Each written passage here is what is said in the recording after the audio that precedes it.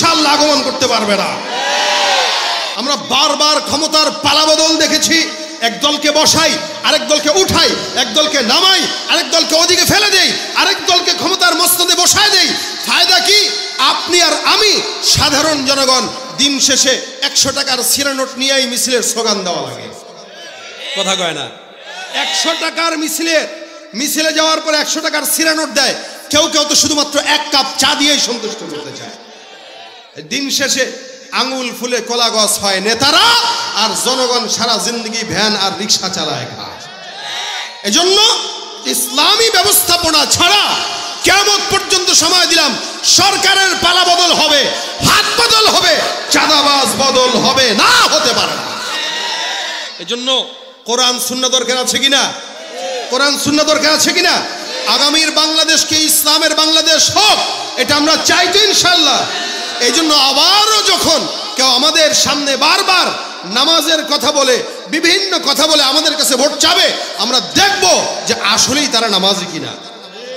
আমরা দেখব ফজর থেকে এসা পর্যন্ত তাকে মসজিদে পাওয়া যায় কিনা। যদি ফজর থেকে এসা পর্যন্ত নির্বাচনের আগেও পাওয়া যায়, পরেও পাওয়া যায়, বা ভোটে দাঁড়ানোর আগেও পাওয়া গিয়েছে, বুঝতে হবে ও আসলেই নামাজি।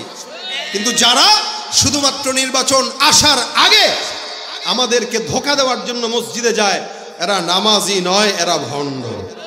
কথা ঠিক কিনা বলেন? আমরা 80 রাকাত তাহাজ্জুদের গল্প একবার শুনি নাই, অনেকবার শুনেছি। 70 রাকাত তাহাজ্জুদের গল্প আমরা বারবার শুনেছি। আমরা এই সমস্ত গল্প শুনতে শুনতে দিশেহারা। এখন আর গল্প নয়, বাস্তবতা দেখতে চাই। যার কপাল মসজিদে যায় না, বাংলাদেশের হালত তো এরকম। ফজরের নামাজ এমন অবস্থা, মসজিদের দিকে তাকাইলে মনে হয় এদেশের সব নাস্তিক ভরা, আর জুমার নামাজের দিকে তাকাইলে মনে হয় দেশে মুসলমান আর মুসলমান ভরা। কেন? ফজরের নামাজে 10 জনকে খুঁজে পাওয়া যায় না, আর জুমার নামাজে 5 তলা মসজিদ পর্যন্ত ভরপুর। তার মানে এদেশের মানুষ শুধুমাত্র এটাই শিখেছে যে জুমার নামাজ পড়া লাগবে, এর বাইরে কোনো নামাজ নেই। কি বলেন? আসলে কি জুমাই ফরজ, নাকি ফজর থেকে এসা পর্যন্ত প্রত্যেকটা নামাজ ফরজ? ঠিক কিনা? এই হালত যদি হয়, তাহলে যারা ক্ষমতায় বারবার যায়, এরা কোশ্চিন কালেও ক্ষমতার পালাবদল আনতে পারবে না, যতক্ষণ আল্লাহর কোরআন রাসূলের সুন্নাহ মোতাবেক এদেশ পরিচালনা না হবে। আল্লাহ পাক আগামীর বাংলাদেশকে সকল প্রকার নাস্তিক মুরতাদদের দখল থেকে আমাদেরকে হেফাজত করে এদেশকে আমাদেরকে দান করুক, বলেন আমিন। কিছুদিন আগে আমরা দেখেছি, কিছুদিন আগেও দেখেছি, নারীদের স্বাধীনতার নাম দিয়ে কমিশন তৈরি করা হয়েছে। বাংলার দামাল ছেলেরা আওয়াজ তুলেছে, তো সেই কমিশনও বাতিল হয়ে গেছে। ইনশাল্লাহ আশা করি এই কমিশন আমাদেরকে মুসলমানের দেশে উলঙ্গপনা ছড়াতে পারবে? ইনশাআল্লাহ পারবে না। ইনশাআল্লাহ আমরা বেঁচে থাকতে ইনশাআল্লাহ হতে দিব ভাইরা আমার। এই জন্য শুধুমাত্র 5 ওয়াক্ত নামাজ মসজিদে কপাল ঠুয়ালেই নামাজি বলা চলে না। আপনি আমি মুসলমান দাবি করি, আমাদের কোনো কাজ আছে কিনা বলেন তো? কিছু কাজ আছে কিনা? আল্লাহ পাক কেন পাঠিয়েছেন? পাঠানোর উদ্দেশ্য আমরা সবাই জানি। মা খালাকতুল জিন্না ওয়াল ইনসা ইল্লা লিয়াবুদুন। আল্লাহর দাসত্ব, আল্লাহর গোলামি। বলে গোলামি সবচাইতে কোনটার মাধ্যমে হয়? আবদিয়াত সবচাইতে বেশি কোন ইবাদতের মাধ্যমে হয়? সেটা কি? মাথা ঝুঁকানো। আমরা বলি না যে মারা গেছি কিন্তু মাথা নোয়াই নাই, মরতে রাজি কিন্তু মাথা ঝুঁকাইতে রাজি না। কেন? শত্রুর সামনে মাথা নোয়াবো কেন? একটা পুরুষ এ কথাই বলে, ঠিক তেমনি ভাবে একজন মুমিন এ কথাই বলে যে আল্লাহ ছাড়া কারো সামনে মাথা নোয়াইতে পারি, এটা মুমিনের কাজ, এটা মুমিনের ঈমান। এক সাহাবী নবী করিম সাল্লাল্লাহু আলাইহি ওয়াসাল্লামের কাছে ডাক দিয়া বলেন, ইয়া রাসূলুল্লাহ, আমি আপনার সাথে জান্নাতে যেতে চাই, আমাকে কি কোনো আমল দেওয়া যায়? তো নবী বলেন, এছাড়া আর কি চাও? বলে এটাই চাই। রাসূল বলেন, বুঝে শুনে জবাব দাও, এছাড়া আর কি চাও? সাহাবী বলেন, হুজুর এটাই চাই, আপনার সাথে জান্নাতে যাব। কার সাথে যাবে? কথা কয় না। কার সাথে যেতে চায়? আপনাকে জিজ্ঞাসা করলে বলবেন আমি আমার নেতাকে নিয়ে মরতে চাই। দেখছেন না ভিডিওতে? মরার আগে পর্যন্ত বলতেছে আমি ওই দল করি, ওই দলের জিন্দাবাদ হোক।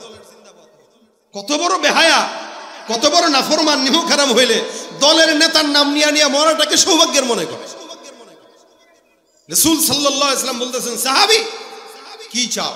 হুজুর আপনার সাথে জান্নাত চাই। রাসূল বলেন তাহলে তুমি আমাকে সাহায্য করো, আল্লাহ পাককে সিজদা দিয়া আমাকে সাহায্য করো, তাহলে আমি তোমাকে আল্লাহর কাছে সুপারিশ করে জান্নাতে নিতে পারবো। যে ব্যক্তি আল্লাহকে যত বেশি সিজদা দেয় সে আল্লাহ পাকের তত বেশি নিকটবর্তী হয়। আর সিজদা এটা এমন একটা বিষয় যেটা শুধুমাত্র আল্লাহর সঙ্গেই সম্পৃক্ত। আমাদের দেশে মুসলমান দাবি করার পরেও আল্লাহকে বাদ দিয়া খাজার দরবারে যায় সিজদা দেনেওয়ালা লোক আছে না নাই? কম না বেশি? অনেক। আপনি শাহজালালের মাজারে যায় দেখেন, আপনাদের এই কুষ্টিয়ায় অথবা পাবনা অথবা এই সমস্ত এলাকায় আছে কিনা আমার তেমন জানা নাই। আছে? আল্লাহকে বাদ দিয়া খাজার দরবারে যায়, মাজারে যায়, বাবার দরবারে সিজদা দেয়। আমি এটা তাজিমি সিজদা দিয়েছি। তাজিমি সিজদা বলতে কোনো সিজদা নাই। সিজদা একমাত্র কার জন্য? ওয়াসজুদু লিল্লাহি ওয়া'বুদু। আল্লাহ বলেন ওয়া আনতুম সামিদুন ফাসজুদু লিল্লাহি ওয়া'বুদু। আরে তোমরা তো উদাসীন, উদাসীনতা দূর হবে যদি আল্লাহ পাককে সিজদা দাও। ওয়াসজুদু লিল্লাহি ওয়া'বুদু, সিজদা হবে আল্লাহর জন্য এবং সিজদার মাধ্যমেই তার ইবাদত হবে। আল্লাহ বলেছেন সিজদা হবে কার জন্য? বলেন না জোরে, কার জন্য? মাথা ঝোয়াবো কার দিকে? মাজারে। বাবার কাছে যায়, আব্বা গো একটা সন্তান দেন। বাবার কাছে যা, বাবা গো বউটা বিয়া করছি 10 বছর পাই না, একটা বাচ্চা দেন, ফু দিয়া দেন। বউর পেটে ফু দিলে বাচ্চা হয়? কি বলেন আপনারা? এখন বাপ যদি ওই কোয়ালিটির হয় তাহলে কেবল ঠিক আছে বউটারে আমাদের এখানে 3 দিনের এতেকাফে রেখে যাও। বাচ্চা পাইতে হলে 3 দিনের এতেকাফে খাজা বাবার দরবারের খানকায় রাখা লাগে। এখন বুঝেন আপনার কষ্ট করা 10 লাখ টাকা মহারণা দিয়ে বিয়ে বেরিয়ে বউ, এটারে যদি খাজার দরবারে 3 দিনের জন্য রেখে আসেন, এরপরে যদি সন্তান হয় বুঝবেন প্রোডাক্ট আপনার না আপনার বাপের। কথা বলেন ঠিক কিনা? পীরগিরি আর মাজার পূজা চলছে দেশটা জুড়িয়া, শিরকি আর ভণ্ডামিতে দেশটা গেছে ভরিয়া। পীরগিরি আর মাজার পূজা চলছে দেশটা জুড়িয়া, শিরকি আর ভণ্ডামিতে দেশটা গেছে ভরিয়া। গাজার কলকি টান মারিয়া, গাজার কলকি টান মারিয়া দেখায় খাজার শান। ওরা শিক্ষিত শয়তান, ওরা আমার সাথে, ওরা শিক্ষিত শয়তান, ওরা দুর্নীতির ওই আখড়ায় বসে, দুর্নীতির ওই আখড়ায় বসে জাহির করে জ্ঞান, কলম দিয়ে কামায় টাকা ধরে সাধুর ভান।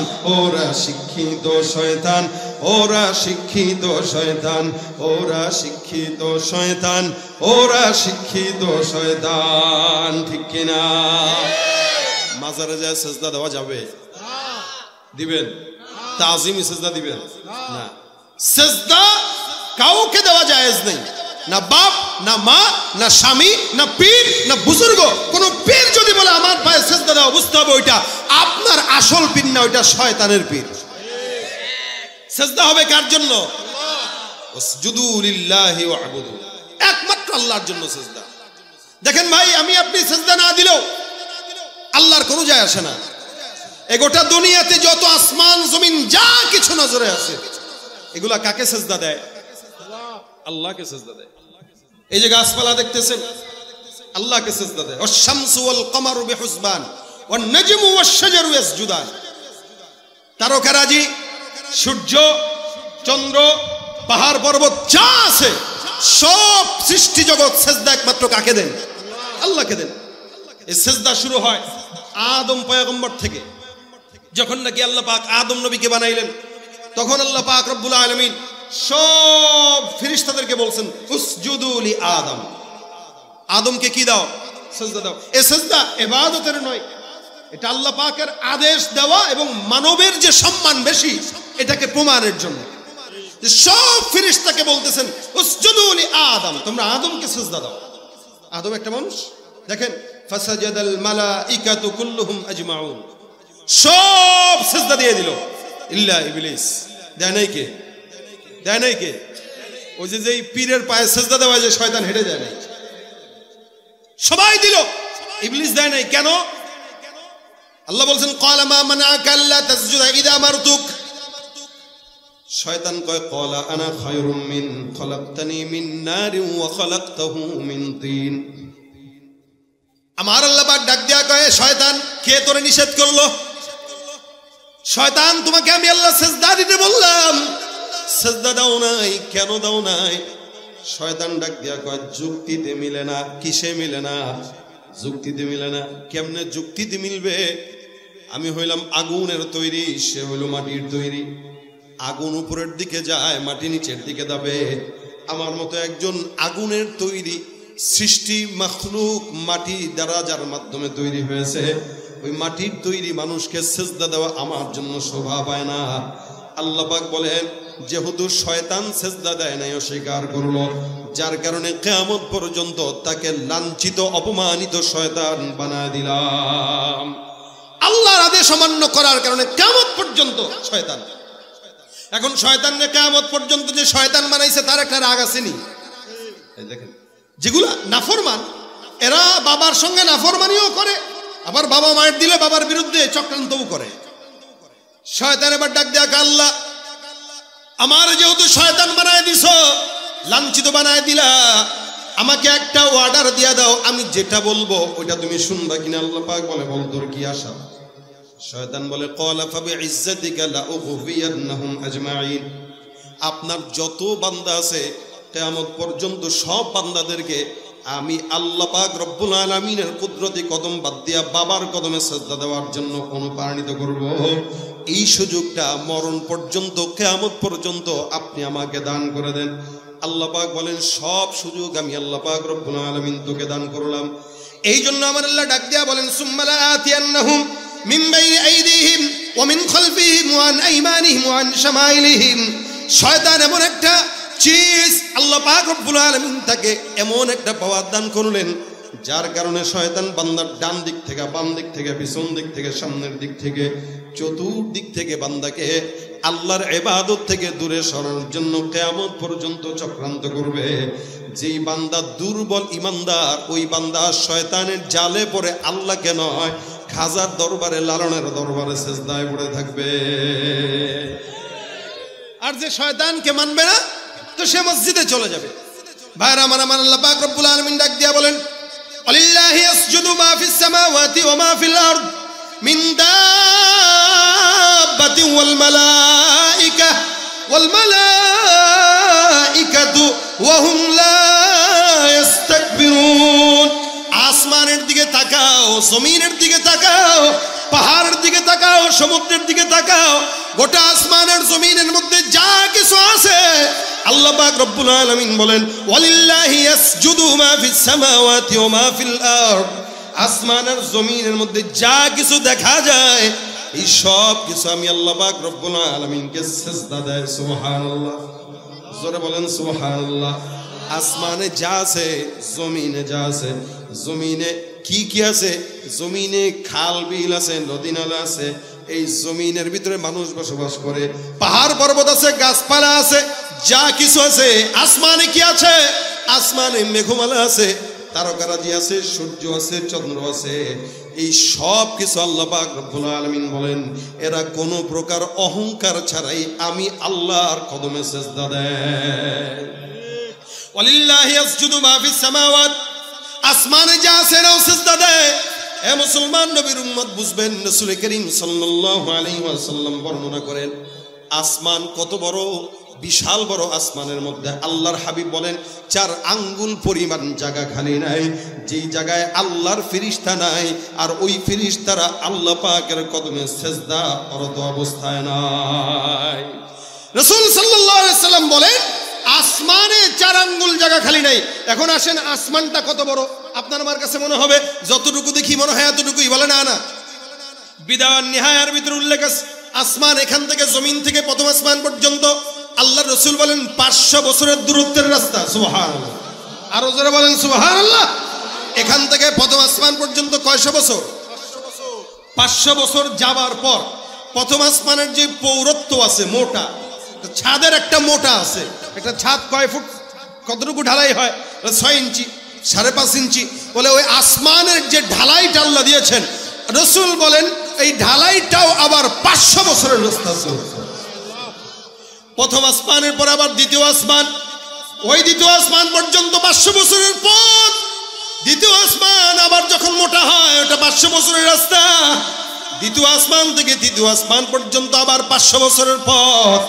তৃতীয় আসমানটাও আবার পৌরত্বের দিক থেকে 500 বছরের রাস্তা। তৃতীয় আসমান থেকে চতুর্থ আসমান পর্যন্ত আবার 500 বছরের রাস্তা। চতুর্থ আসমানের মোটাটাও আবার 500 বছরের রাস্তা। চতুর্থ থেকে পঞ্চম পর্যন্ত 500 বছরের রাস্তা। পঞ্চম আসমানটাও আবার 500 বছরের দীর্ঘায়িত মোটা। পঞ্চম থেকে ষষ্ঠ পর্যন্ত আবার 500 বছরের রাস্তা। আবার ষষ্ঠ আসমানটাও 500 বছরের রাস্তার সমতুল্য মোটা।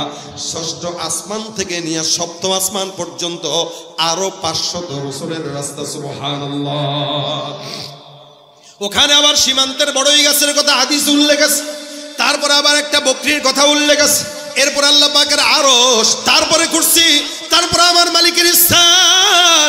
আল্লাহ নবী সাল্লাল্লাহু আলাইহি সাল্লাম বলেন, একজন আল্লাহর ফেরেশতা আল্লাহ পাকের কুরসিটা যেটা বহন করে রাখলো, এই সমস্ত ফেরেশতার সংখ্যা 4 জন অথবা 8 জন।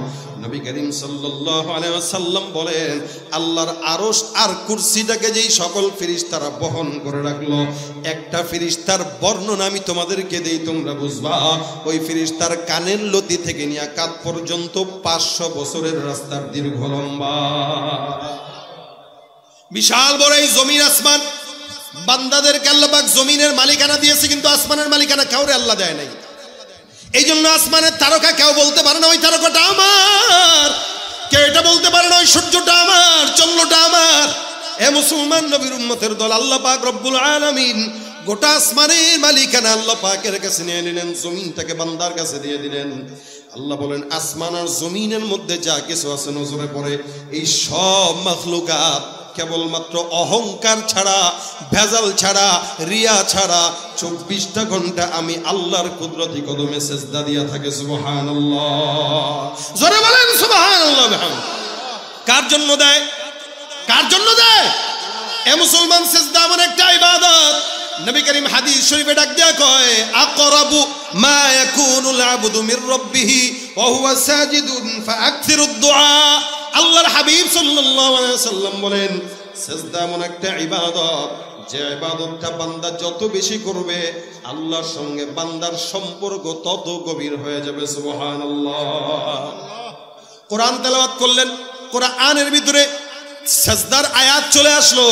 আল্লাহ রাসূল সাল্লাল্লাহু আলাইহি ওয়াসাল্লাম বলে, কেউ যদি সিজদার আয়াত তেলাওয়াত করে আর সিজদায় পড়ে যায়, শয়তান পিছন দিকে ফিরে পালায় আর ডাক দিয়া কয়, আল্লাহ, এই বান্দাদেরকে তুমি মাটি দিয়া বানানোর পরেও তারা সিজদা দিয়া তোমার কাছে দামি হয়ে গেছে, আর আমি এই সিজদা না দেওয়ার কারণে কিয়ামত পর্যন্ত মানুষের মুখের গালির শিকার হয়েছি। যার কারণে দেখবেন যে যত বেশি শয়তান তারে মানুষ শয়তান বলেই গালি দেয়, ঠিক কিনা? এটা শয়তান, একটা মানুষ তারা বলতেছে কি শয়তান। কেন? ওর মানুষের সুরত হইতে পারে, কিন্তু ওর যা কাজ সব শয়তানকেও হার মানায়, ঠিক কিনা? জোরে কর। বর্তমান সময় আমাদের দেশের মানুষরা হালতটা এরকম, এরা শয়তানকেও হার মানায় দিচ্ছে। শয়তানও দেখি কয়, আল্লাহ, আমি কি শয়তান? ও আমার ছেলে। ভাইরা আমার, সেজদার মাধ্যমে আল্লাহ বান্দার সমস্ত মনের আশা পূরণ করে দেয়। হাদিস শরীফে পয়গম্বর ঘটনা বর্ণনা করে। হাদিস শরীফে ঘটনা আছে, রাসূলের একজন সাহাবী, নাম আবু মুআল্লাক, আনসারী সাহাবী। খুব মনোযোগের সঙ্গে শুনবেন, এই ঘটনার থেকে আমাদের শিক্ষা আছে। আবু মুআল্লাক ব্যবসায়ী মানুষ ছিলেন, ব্যবসার জন্য বিভিন্ন জায়গায় দৌড়াদৌড়ি করতেন, সফর করতেন। উনি একদিন একাকী ব্যবসার জন্য বের হইলেন, উটের উপরে সওয়ার হয়ে, উটের উপরে মাল। এখানে যারা ব্যবসা করেন, মাল ঢাকার থেকে আনে না, অনেকে আছে। ঢাকায় কখনো একা যায়, কখনো বন্ধু বান্ধবদেরকে নিয়ে যায়। আবু মুআল্লাক উনি একাকী সফরটা করছেন। আরবের সফরের হালত ছিল এরকম, ঘোষণা করা হতো অমুক এলাকায় অমুক তারিখে একটা কাফেলা যাবে সিরিয়ার উদ্দেশ্যে, কেউ যদি আসো নাম লেখাও। তো নাম লেখানো হতো, 100-150 জন বাস একসঙ্গে রওনা হইতো। তা আবু মুআল্লাকের এই সফরটা সম্পূর্ণ একাকী ছিল, একাকী। উনি রওনা হয়ে গেছেন, উনার সঙ্গে কেউ নাই, 2-1 সফর সঙ্গী। উটের উপরে বিশাল বড় মাল, বিশাল বড় মরুভূমির মাঝখানে যায়। যখন নাকি মরুভূমির মাঝখানে দুপুরবেলা তাঁবু টাঙাইলো বিশ্রামের জন্য, নিজে কিছু নামাজ কালাম পড়ে পানি টানি খাবার দাবার খেয়ে একটু বিশ্রাম নিল। বিশ্রাম নিতে নিতে হঠাৎ করে তাকায় দেখে চতুর্দিক থেকে ওনাকে ডাকাত সর্দার ঘেরাও করে ফেলছেন। বুঝেন যাচ্ছে কোথায়? ব্যবসায়িক সফরে। প্রতিমধ্যে মরুভূমির মাঝখানে তাঁবু গাড়লেন, আর এই তাঁবুটার চতুর্দিক থেকে ডাকাত সর্দার ঘেরাও করছে। ডাকাত যদি রাত্রেবেলা চলাচলের সময় আল্লাহ না করুক ধরে, তাহলে সুন্নত তরিকা আছে। মনে করেন একটা চাকুনি আপনারা ধরছে, এই দে আপনি, এই বেটা তুই ছিল সামনে বেটা, আমি অমুক দলের দল বললাম, কারণ এখন আর লীগ নাই, সব দল হয়ে গেছে, এই কারণে দলটা বললাম। সুতরাং ওইটা করলে আরো মায়ের বেশি খাইবেন। এই জন্য ডাকাত ধরলে কোনো দলের পরিচয় দিয়েন না, নেতার পরিচয় দিয়েন না, কারণ ডাকাত ওই মুহূর্তে নেতা আর দল রে গনায় ধরে কম। কথা বলবেন তো পেটে ছুরি ঢুকা লাজেম হয়ে যাবে। ডাকাত ধরলে সুন্নত তরিকা হইল, আবু মুআল্লাকের হাদিস থেকে শুনেন।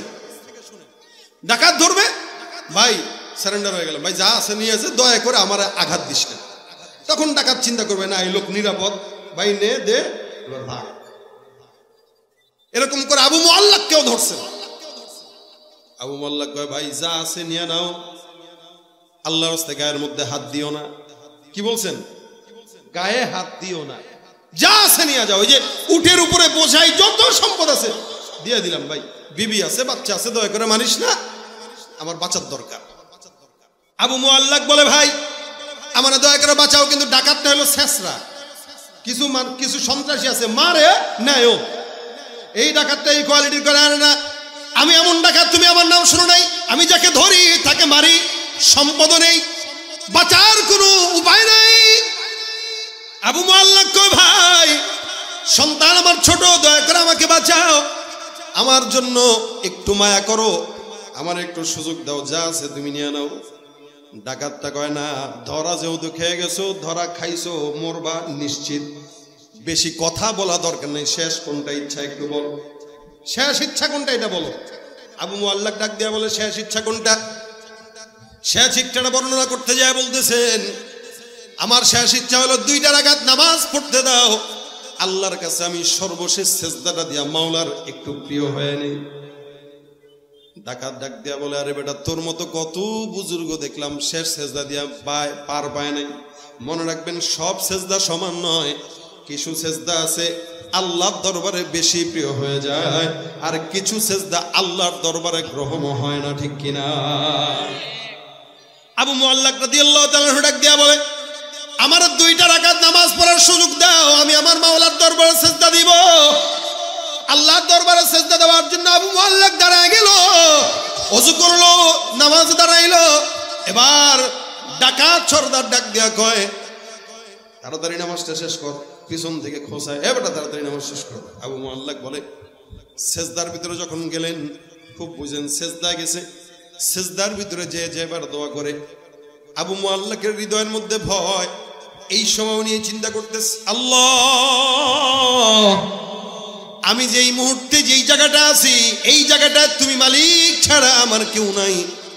তুমি যদি আমাকে চাও বাঁচাইতে পারো, যদি মারতে চাও মারতে পারো, তবে আমি এটা বিশ্বাস করি গভীর জঙ্গলে আর সমুদ্রের মাঝখানে অথবা মরুভূমির মাঝখানেও কেউ না থাকলেও মাওলা তুমি আছো। তুমি যদি মাওলা চাও, দুনিয়ার সব মানুষ চাইলেও কোনো বান্দাকে ক্ষতি করতে পারে না, ঠিক কিনা?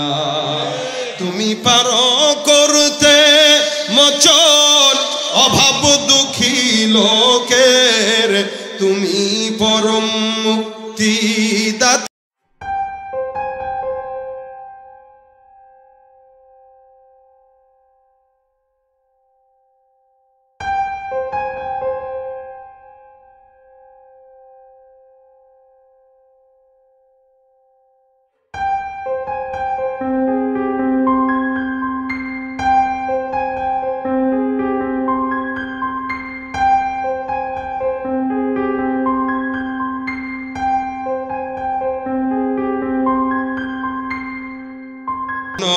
আমার সারা নিশিদিন আল্লাহ তুমি দয়ার সাগর, আল্লাহ তুমি দয়ার সাগর রহমানুর রহিম, তোমার দয়ায় পূর্ণ আমার সারা নিশিদিন। দয়া করেন কে? চাওয়া তো লাগে নাকি ভাই? আমরাও চাই, আপনারাও চান, আবার আল্লাহওয়ালা বুজুর্গরাও চায়। তাদের দোয়া কবুল করে আল্লাহ, আমাদেরটা কবুল করে না কেন? বলে আমাদের চাওয়ার ঠিক ঠিকানা নাই, আমাদের চাওয়া আল্লাহর মন মতো হয় না। এই কারণে আল্লাহ 24 ঘন্টা সিজদায় পড়ে থাকলেও আল্লাহ কবুল করে না। আবু মুআল্লাক নামাজের মধ্যে দাঁড়াইলেন, সিজদার ভিতরে গেলেন, সিজদা যায় যা দোয়া করে, ইয়া ওয়াদুদ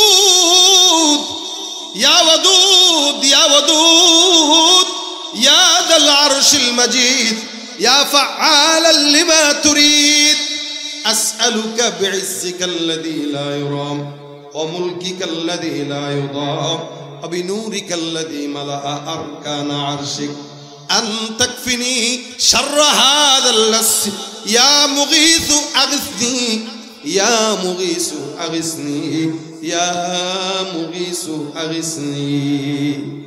বারবার নামাজের সিজদার ভিতরে এই দোয়া করে। আবু মুআল্লাক বর্ণনা করেন, আমি যখন সিজদার ভিতরে যাই এই দোয়া করতেছি, আল্লাহর কসম আমি সিজদার হালতে আমি নজরে দিলাম, টের পাইলাম কোন এক জায়গা থেকে দূর থেকে একটা কেউ যেন ঘোড়ায় সওয়ার হয়ে সামনের দিকে আগায় আসতেছে। আরে আজীব, আমি নামাজে দোয়া করতেছি, মরুভূমি বিশাল, সিজদায় দোয়া করতে দেরি, কিন্তু আমি দেখলাম দূর থেকে ঘোড় সওয়ারের আওয়াজ আসতেছে। হঠাৎ করে বুঝলাম এই ঘোড় সওয়ারটা আমার পানের পাশে এসে দাঁড়ায় গেছে। আমি তো এরকম কাউরে দেখলাম না, ডাকলাম না। নামাজের ভিতরে সিজদার ভিতরে দোয়া করলাম, ইয়া ওয়াদুদ ইয়া যাল আরশিল মাজিদ ইয়া মুগীসু আগিসনি। আমি টের পাইলাম নামাজের মধ্যে কেউ যেন আমার পাশে এসে দাঁড়ায় গেল। চিন্তা করলাম কে হতে পারে, কোনো মনে হয় ডাকাত আবার জোর হয়েছে। হঠাৎ করে আমি, কে আমাকে ডাকলো, এ যুবক মাথাটা উঠাও, নামাজ শেষ করো। আমি নামাজটা শেষ করলাম। নামাজের পর আল্লাহর কসম আমি তাকায় দেখলাম আমার সামনে ওই ডাকাত সর্দারের মাথাটা অর্ধেক আলাদা হয়ে জমিনের সামনে পড়ে আছে। আজীব অবস্থা, ডাকাতের মাথা কর্তন করা, জমিনে পড়া, সামনে সফেদ পোশাকে একজন আল্লাহর বান্দা দাঁড়ানো। আমারে কয়, ভাই টেনশন গেছেনি? আমি জিজ্ঞাসা করলাম, ভাই তুমি কে? লোকটা আমার ডাক দিয়া বলে, তুমি আমাকে চিনবা না, আমি হলাম চতুর্থ আসমান থেকে নাজিলকৃত একজন ফেরেশতা, আমি জমিনের কোনো বান্দা নয়, আমি চতুর্থ আসমানের সিজদারত অবস্থায় ছিলাম। হঠাৎ করে ঝনঝনানির আওয়াজ আমার কানে আসলো। কেউ মনে হয় জমিন থেকে বারবার পরে ইয়া মুগীসু আগিসনি, এটা আমার কানে দূর থেকে হাওয়া যেরকম ভেসে আসে এইভাবে আমার কানের মধ্যে ভেসে আসতেছে। হঠাৎ করে আমি চতুর্থ আসমান থেকে তৃতীয় আসমানে নামলাম। তৃতীয় আসমানে আওয়াজটা আর একটু স্পষ্ট হইল। দ্বিতীয়টায় নামলাম, প্রথমটায় নামলাম।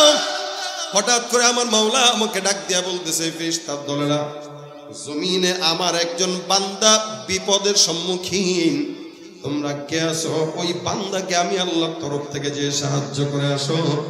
আমি আমার মাওলারে ডাক দিয়া বললাম, মালিক, ওই বান্দাটার জন্য আপনি আমাকে নির্ধারিত করেন, আমি ওই বান্দার জন্য সাহায্যকারী হিসেবে যেতে চাই। আল্লাহর আদেশে তোমার কাছে এসে এই ডাকাতকে আমি হত্যা করে আমার মাওলার আদেশ পালন করতে চলে আসলাম। সিজদার ভিতরে তুমি যে দোয়াটা করেছো, এই দোয়াটা আল্লাহ পাক রব্বুল আলামিন পর্যন্ত পৌঁছে আমার আল্লাহ তোমার দোয়া কবুল করলেন। আল্লাহ কবুল করার কারণে তোমার জন্য আসমান থেকে সহায়তা পাঠায় দিলেন।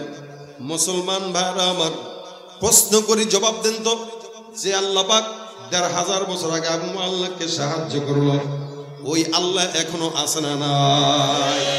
যেই জমিনের ভিতরে এই ঘটনা ঘটেছে ওই জমিনও এখনো আছে না নাই? সাহাবা একরাম ছিল মানুষ, আপনি আমিও মানুষ। তারও নামাজ ছিল, আমাদেরও নামাজ আছে, এখনো নামাজ আছে, তখনও নামাজ ছিল, কিন্তু পার্থক্য আছে না নাই? লোকও আসিল, আল্লাহ ছিল, এখনো লোকও আছে, আল্লাহ আছে।